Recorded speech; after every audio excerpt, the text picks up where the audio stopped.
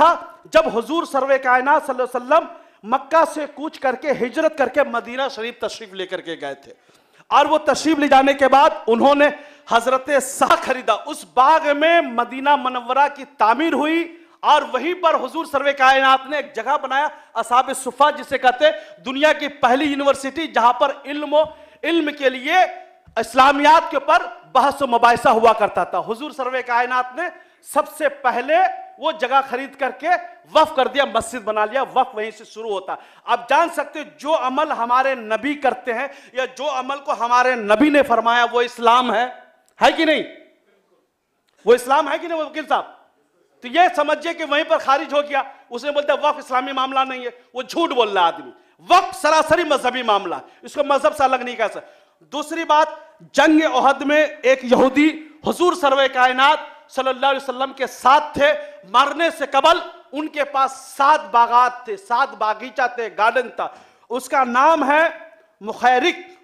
उन्होंने मरने से पहले 7 बागात को हुजूर सर्वे कायनात को दे दिया। हुजूर सर्वे कायनात उन्होंने ये कह दिया आप जैसे चाहे जिस तरीका से चाहे इसे इस्तेमाल कर सकते। उस सारी चीजों को इस्लाम के लिए हुजूर सर्वे कायनात ने वक्फ कर दिया था। इस्लाम वहीं से वक्फ का सिस्टम शुरू होता है। फिर खुलफाए राशिदीन हजरत उस्मान गनी ने एक जगह, उस्मान गनी का आज भी उससे जो पैसा आता है वो सारे इस्लामियात के ऊपर मदीना शरीफ में खर्च होता है। तमाम सहाबा कराम, तमाम लोग वक्फ का मामला करते रह गए। तो मैं इसलिए ये चीज बता रहा हूं ताकि आपको समाज में जाकर के एडवोकेट तारिक कसीमुद्दीन साहब, राहबुद्दीन साहब, जैद साहब ने कहा लोगों का ब्रेन वॉश करना, लोगों के सामने में बातें रखनी है, ये सरासर मजहबी मामला है। और वक्फ कानून जो लाया गया इस्लाम के खिलाफ है और ये सरासर जो माइनॉरिटी के हुकूक है, मजहबी हुकूक है, इसको छीनता है। दूसरी अहम बात फिर मैं करने जा रहा हूं। बीजेपी का एक एमपी है जिसका नाम है निशिकांत दुबे। बरबोलापन देखिए, बदजबानी देखिए, 4 बार का एमपी है और कह रहा है कि सुप्रीम कोर्ट जो है देश में क्या करेगा, सिविल वार की तरफ लेके जाएगा। दूसरी बात यह कहता है कि लिमिटेशन में रहे, औकात में रहे। ये कौन बोल रहा है? बीजेपी का एमपी, 4 बार का एमपी, झारखंड से जीत में आता, सुप्रीम कोर्ट को हिदायत दे रहा है। और देश का नायब सदर जमहूरिया वो क्या कर रहे हैं, ये सुपर पार्लियामेंट हो गए सुप्रीम कोर्ट को।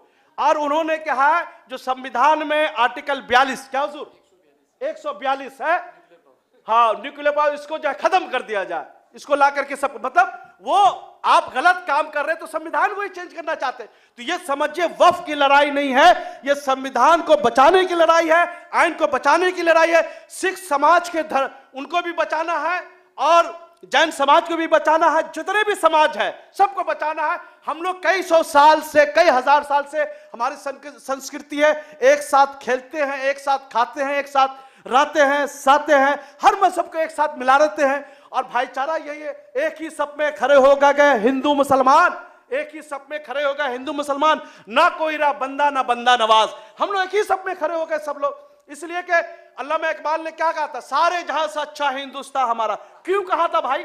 हिंदू, मुस्लिम, सिख, ईसाई सब धर्म के लोग एक साथ रहते हैं। सारे जहां से अच्छा हिंदुस्तान हमारा, हम बुलबुल हैं इसकी गुलसिता हमारा, बुलबुल है हम। सिख समाज भी बुलबुल है, जैन समाज भी बुलबुल है, सिख समाज भी, और बुद्ध समाज भी बुलबुल है, दलित समाज भी बुलबुल, मुसलमान सब बुलबुल है।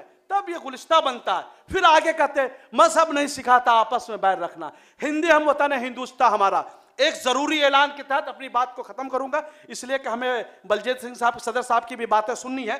कहने का मतलब यह है कि ये तो राउंड टेबल हम लोग कॉन्फ्रेंस किए हैं, हम वकला की टीम बैठी हुई तारिक कसीमुद्दीन साहब से और रबीउद्दीन साहब से गुजारिश करते हैं कि आप लोग को इस कानून के मामले में लोगों की जहन साजी भी करनी है और आप लोग को फ्रंट लाइन में आकर के कानून के दावपेच को भी बताना है कि क्या क्या चीज होना है। कंटिन्यू देखिए, कौम हमारी थोड़ी पढ़ी लिखी कम है, वो ना समझदार है। तो स्टेज मीटिंग का भी हम लोग सिलसिला पूरे कलकत्ता शहर बंगाल में भी करेंगे। हम लोग नेक्स्ट प्रोग्राम आसनसोल में भी करेंगे, बड़ा प्रोग्राम करने जा रहे हैं, तो वहां भी आप लोग को चलना है, लोगों का ब्रेन वॉश करना है। और देखिए कितने थे नहीं थे उस पर मत जाइए, जंग बदर में भी 313 थे और भी बहुत सारे काम जो हम लोग जब आजादी की लड़ाई लड़ रहे थे उस वक्त भी बहुत ही मुट्ठी भर लोग थे, मगर एक समा था हम लोगों ने मिलकर जलाया था। आज कलकत्ता में भी ये शमा हम लोग जला रहे हैं। हो सकता है हम लोग बहुत कम है, मगर आने वाले कल में उम्मीद का भी है हम लोग बहुत होंगे। अगर फिर मैं जिम्मेदारी के साथ कहता हूं, कानून एक चीज सिखाता है, अगर ये बिल को ये कानून को वापस नहीं लिया जाता, जिस लोगों ने पार्लियामेंट में बैठ के कानून बनाया, उम्मीद करते 2029 में हम लोग बदल देंगे। बोलिए 2029 से बदल देंगे। अगर कानून बनाने वाला बात नहीं मानता है, 29 में हम लोग बदल देंगे। इसलिए कि 145 करोड़ की आवाम समझ चुकी है कि लोग हर महाज में फेल है, तालीमी इदारे में फेल है और मजहबी इदारे में फेल है। न नौजवानों को नौकरी दे रहे, न बेवाओं की इज्जत की उसकी रखवाली कर रहे, न समझे दलितों की अजमत की रखवाली करे। पूरे हिंदुस्तान में दलितों पर दिन ब दिन उस पर अत्याचार हो रहा है। हर महाज पर देश फेल है। लोगों की आमदनी कम हो गई है, लोगों का रोजगार कम हो गया, महंगाई चरम सीमा रेखा पर, आसमान पर। यह अपना झूठ को छुपाने के लिए, अपनी सरकार की नाकामियों को छुपाने के लिए गलत कानून पेश करके हिंदू मुसलमान करवा के लोगों को बिजी रखना चाहता है। मगर हम लोग इसकी पॉलिसी को बेनकाब कर दिया है। मोदी को भी बेनकाब किया, मोदी के गवर्नमेंट को भी बेनकाब कर दिया है कि अब देश का हिंदुस्तानी अवाम आपको समझ चुका है। 2024 में ही हम लोग आपको निकाल चुके होते। नीतीश कुमार ने बेईमानी कर लिया, चंद्रबाबू नायडू ने बेईमानी कर लिया, नहीं तो ये आउट हो चुके थे। बैसाखियों के बनी हुई सरकार बहुत दिन तक चलने वाली नहीं है, ये खत्म हो चुकी, खत्म हो जाएगी।